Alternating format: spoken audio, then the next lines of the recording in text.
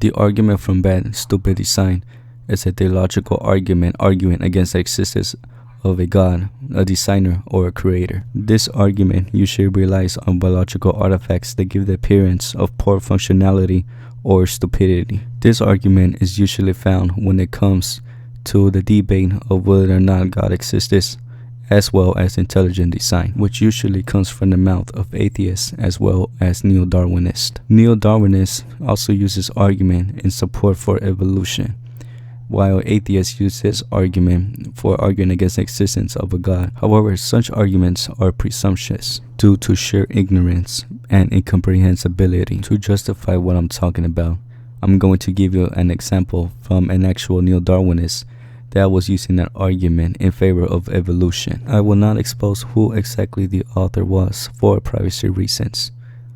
So let's get started. The human eye is actually a sheer design. It sees things upside down. It's impeded by cells in front of it rather than at the back. If there was a designer, it clearly was not an intelligent one, but a fucking retarded one. Now, is there any merit for his argument, or is he actually wrong? Upon further research, it is revealed that such argument is really based on ignorance. For the sake of getting out of that ignorance from that argument, the inverted retina is actually a pretty clever mechanism, not a dumb one as he ignorantly implies. The cleverness is not actually in the neurons on the image side of the retina, but in the glial cells, which accompany neurons.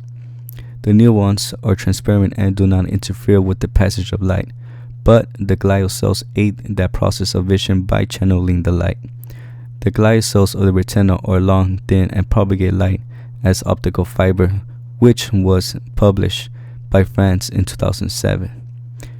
And it has also been called ingeniously designed light collectors. Miguel Labin and Ezra Rebeck of the physics department of the Technion, which is basically an Israel Institute of Technology, have shown by calculation that the glial cells improve the optical resolution of the retina and compensate for chromatic aberration, which was published by Labin and Rebeck in 2010. Had the optic neurons come off from the backside of the retina, those benefits would actually not have occurred. The fact that the eye behaves as an optical resolution fiber pretty much undermines his argument. Now, why was it that he was wrong? Well, that is because he was being presumptuous. He presumed that the eye was stupidly designed just because it gave the appearance of the eye being inverted. However, as I have clearly shown, such arguments are once again based on ignorance and lack of knowing the purpose of the inverted eye. This is because only ignorance begs stupidity and useless when it comes to design systems. To show just how idiotic the logic is, let me give you an easier example. The F-16 fighter aircraft is a military artifact that was designed to engage combat in the battlefield during the late 1960s. Yet, the F-16 fighter aircraft was also purposely designed with less stability than other military aircrafts. Now, using their logic, the designer of F-16 is a retarded dumbfuck for deliberately making the aircraft unstable. What kind of fucking idiot would design such unstable stupidity in the battlefield? Yep, that is what their logic says. Yet, a closer analysis shows that the designer was actually pretty clever despite the unstableness of the F-16 military aircraft. Clever because aircraft aerodynamics show that maneuverability control is actually much more responsive in unstable aircrafts than stable ones. Therefore, the F-16 was actually designed to gain more maneuverability control during combat. Yet, the other logic calls it stupid because it is based on sheer ignorance on the preconceived notion that the very fact it's unstable undermines it from being clever at all. Such ignorance, however, are really telling. This is the same dumb logic that they're using when talking about poor design. Just because you think it's stupid or useless doesn't necessarily confirm anything. Saying so is presumptions rather than factual logic. The argument for poor or stupid design is therefore an argument that is presumptions as well as question begging. The people that use this argument actually reminds me of the Sony ponies that were talking smack to the Xbox One simply because the Xbox One had a weaker graphics card. You probably remember back in 2013 when those Sony ponies were arguing that the PS4 is 50% superior than the Xbox One because of GDDR5.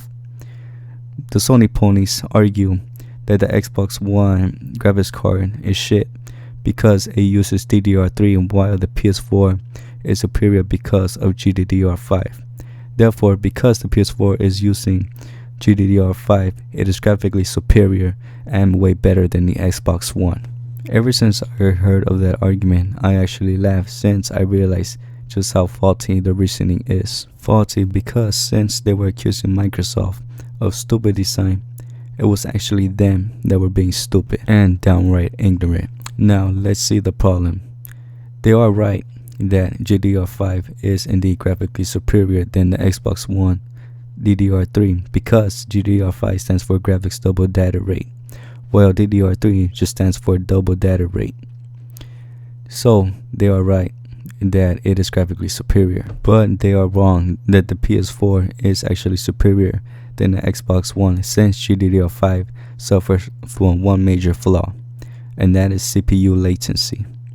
The difference between GDDR5 and DDR3, even though GDDR5 is graphically superior, is that DDR3 has less latency and therefore more favorable for the CPU, while GDDR5 has more latency and therefore not favorable for the CPU. Because of this, the PS4 and Xbox One are actually superior in their own ways. The PS4 is superior in terms of graphics, while the Xbox One is superior in CPU. Now, it is a brilliant and clever design for Microsoft to go with DDR3 simply because Microsoft loves putting applications on the Xbox One, since of course they are a software company. See the distinction here? By actually knowing the intention of the designer, which is Microsoft, you can actually see the cleverness behind the design system. Yet, if you presume that the design is actually stupid for whatever personal reason, then you can see that there's a chance of you being wrong because you're simply begging the question and being quite presumptuous, just like the Sony ponies did when they were criticizing the Xbox One for being shit, as well as the Neo-Darwinists talking crap to the inverted eye. I'm pretty sure there are still ignorant Sony ponies out there in Princess Celestia mood that think that the PS4 is much more superior than the Xbox One, when they're not even realizing the intention of why DDR3 is there at the first place. Just like nobody knew the intention for the inverted eye until recently, it is therefore reasonable to conclude that the argument from poor stupidity design does not stand up to the hype for logic but ignorance. Just because you think that something is stupid or poorly functional doesn't necessarily mean that it is. It is also quite possible that it could be quite clever and pretty functional in some certain aspect. Thanks for watching.